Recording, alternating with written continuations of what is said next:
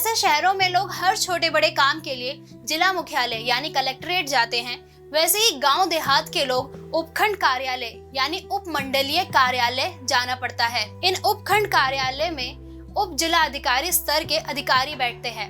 उन्हें उपखंड अधिकारी यानी एसडीओ या उपखंड मजिस्ट्रेट यानी एसडीएम के तौर पर जाना जाता है। आपने अक्सर लोगों को एसडीएम और एसडीओ अधिकारी के बारे में बात करते सुना होगा। सुनने में तो ये दोनों ही शब्द एक जैसे लगते हैं, लेकिन इसके बीच कुछ अंतर है। इसलिए आज की इस वीडियो में आपको एसडीओ और एसडीएम के पद के बारे में जानकारी देंगे। इसके साथ ही क्या है इनकी जिम्मेदारियां, इनके वेतन और सुविधाएं, साथ ही कैसे बन सकते हैं एसडीएम और एसडीओ और इनकी शक्तियों के बारे में भी हम बात करेंगे। नमस्कार, स्वागत है आपका म्हारो एग्जाम के हमारे यूट्यूब चैनल पर, जहां हम बात करते हैं राजस्थान से रिलेटेड सभी परीक्षाओं की, उससे जुड़े सिलेबस की।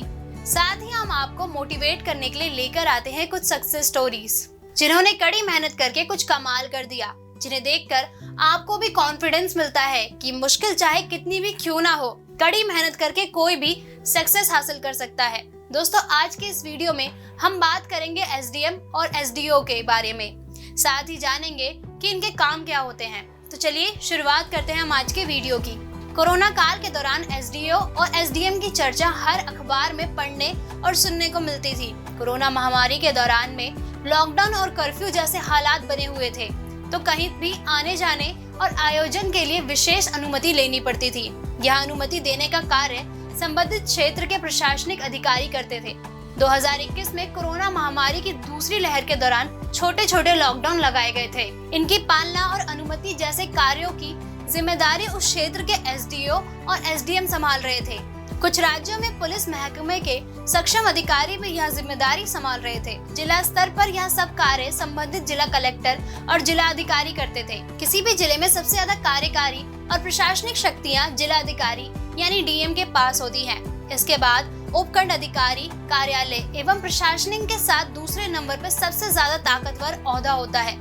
एसडीएम भले ही आईएएस अधिकारी नहीं होते, लेकिन इस पद से प्रमोशन पाके जिला अधिकारी और राज्य सरकार में सचिव भी बन सकते हैं। बता दें, एसडीएम का पद राज्य प्रशासनिक सेवा में सबसे वीरता में रहता है। 12वीं और स्नातक के बाद राज्य स्तरीय लोक सेवा परीक्षा में भाग लिया जा सकता है।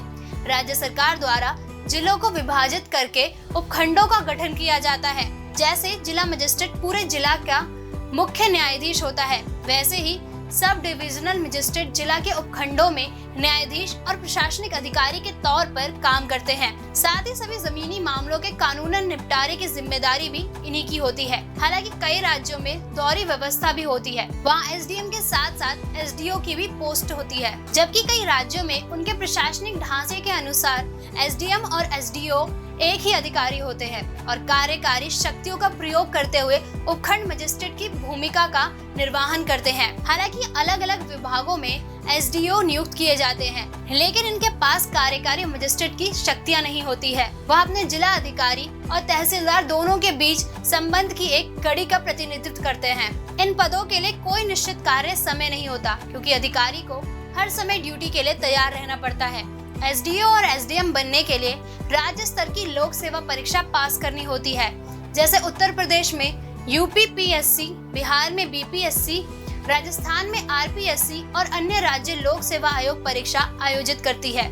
अब बात करते हैं एसडीओ और एसडीएम के प्रमुख जिम्मेदारियों की, जिसमें प्रशासनिक एवं न्यायिक कार्य आते हैं। साथ ही क्षेत्रीय विवादों का निपटारा कराना भी इनकी जिम्मेदारी होती है।